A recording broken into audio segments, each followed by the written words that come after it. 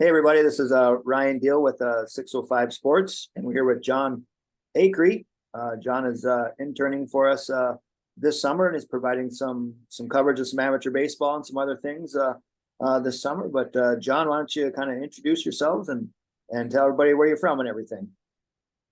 Yeah, so I grew up in small town Parks in South Dakota. I grew up playing baseball, basketball, golf, football early on. Didn't really feel like playing much longer after sixth grade, but I love talking about sports. I grew up kind of helping out with the media club in Parkston and really wanted to get into journalism. So uh, went to I'm at SDSU, going to be a senior this upcoming school year, and I'm working on becoming a journalist, just like you, Ryan, and so yeah, I'm really excited here to cover some amateur baseball this summer.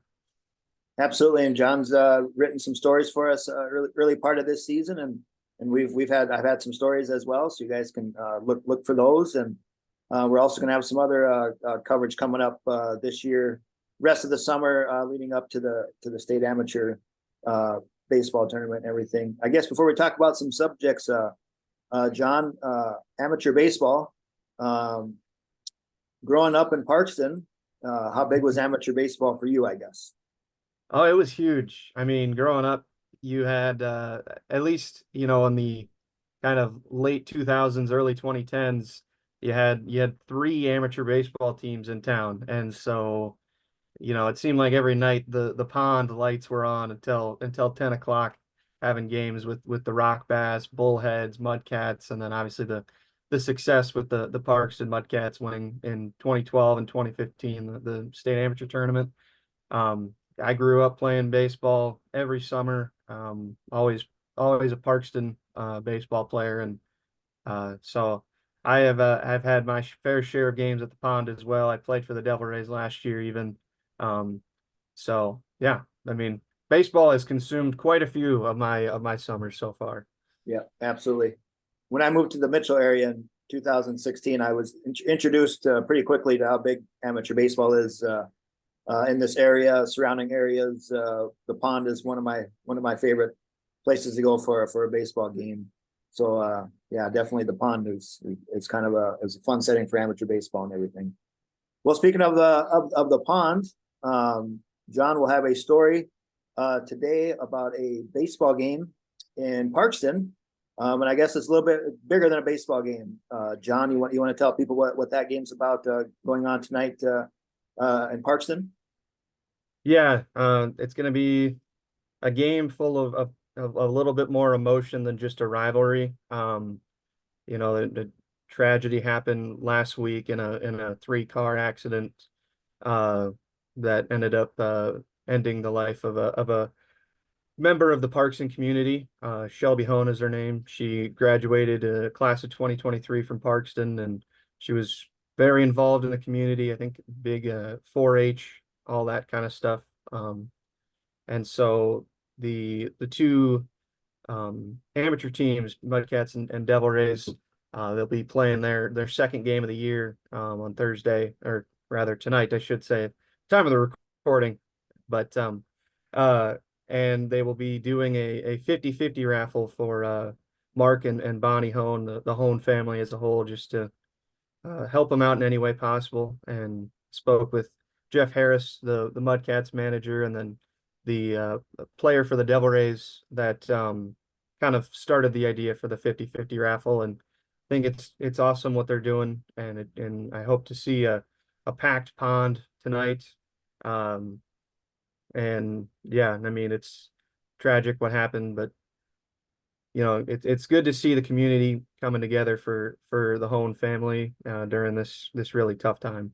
Yeah, absolutely. And that's a reflection of small town, South Dakota when something like that happens. Obviously, there's other cases that we could think of, but a lot of times whenever something like that happens in these small towns, you always see people rallying around the family and people affected by the incident or whatever it may be. So obviously, really cool that Parkson is doing that and rallying around that family, and John will have write up about that and everything, so you can look forward to that. And we also, you know, if you're unable to make that game Thursday night, I mean, we'll be streaming it on Parkston Trojans Live, YouTube and Live Ticket TV.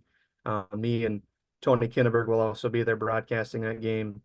So just, you know, putting it out there, just having an option there to watch it as well. Shameless plug is what we would call that.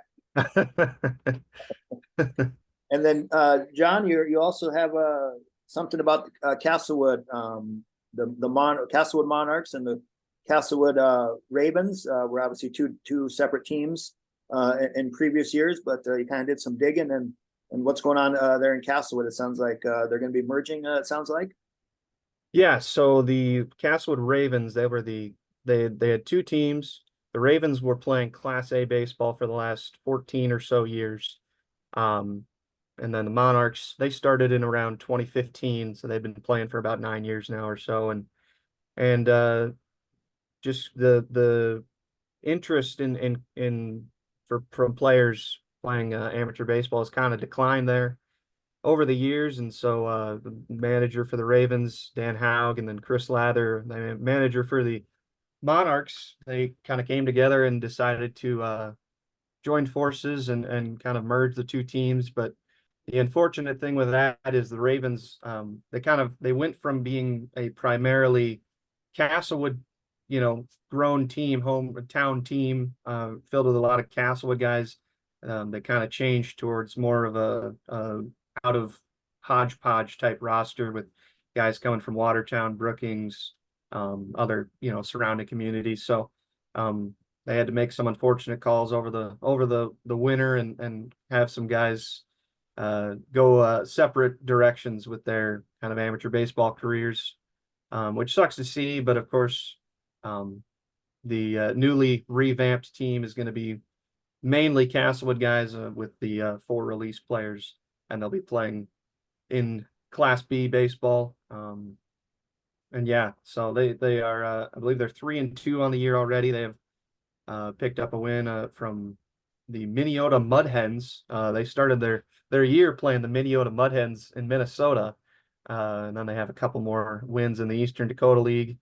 So far it's been a pretty smooth transition coming into this new team. And of course they had the poked that little bit of fun on social media before the year of the Mono Ravens or whatever sort of combination of the two mascots, which was funny. But they have decided to stick with kind of the long-standing name of the Ravens. I think they had been around for, this is year 28 for them. So I think it was a good decision, just because Ravens, you know, I mean, that's a kind of probably a legendary name in Castlewood. And I kind of like the name maybe a little bit better than the Monarchs, but you know, it's whatever. Yeah. Well, at least we still have amateur baseball in Castlewood. You know, obviously we're not as many teams as there once were in South Dakota for amateur baseball. So I guess you know, one team is better than none. So still good to see amateur baseball thriving there in Castlewood. I guess kind of looking ahead, some games to watch to be on the lookout for this weekend. Big one down in Tabor. Check days, Tabor Bluebirds and the Lesterville Bronx in a rematch of last year's semifinals. Lesterville won that one. We're gonna try to have some coverage tonight of that game and everything. But John, it sounds like you've actually experienced check days. You want to kind of, you know, fill in people, kind of let them know what that's all about. Well, yeah, I mean, specifically that game, you know, that's going to be full of anticipation for more than just the rematch from the state semifinals. I mean, the Tabor check day tradition is just a huge deal down there. It's a 3-day event, I believe, and they get people from even all over the world to go to that. And you know, especially that game, the game kind of kicks off the whole weekend as a whole. It goes through Saturday. And so you know, just remembering from a couple games I'd been to from that event, you know, cars would be lined up around Leonard Simple Field days to up to a week in advance, just lined around the outfield and whatnot, because their fence isn't terribly tall, so you can park your pickup there and watch from the outfield. But yeah, like you mentioned, I mean, state semifinal with two South Central League teams, and it's going to be a little different with a specific player for the Bluebirds who no longer has to worry about a pitch count in Riley Rothschadel. And I just want to add that Riley, I played against him a couple times growing up, and he's 2 years younger than me, and I don't think I've ever got a hit off of him. But he's always played up, and I have never enjoyed playing against him because he's just incredible. Yeah. So I'm not sure who they're throwing, who Tabor would be throwing, but I mean, it's check days. It's a rematch from that kind of emotional loss. I think they'd probably want nothing more than to come out with a win there. Yeah. We don't feel bad about not getting a hit off of Riley, because I watched him at the state amateur baseball tournament when they played against Canova in the first round, and just with him pitching alone, they almost pulled off that upset against Canova and at the state amateur tournament. So Riley's definitely a fun up and coming prospect, I guess, to really in South Dakota, that, you know, obviously that some of the baseball people know about, but he's definitely one to keep an eye on moving forward and everything. So, all righty, John. Well, this was fun. We'll try to do this throughout the rest of the summer, talking about some amateur baseball and some other topics, what have you, and everything leading up to the state tournament, 12-day state tournament, and it returns to Mitchell as it should be this year. So that'll be fun, and we'll be covering amateur baseball leading up to that and everything. So thanks for the time, John, and we'll see you down the road. Absolutely.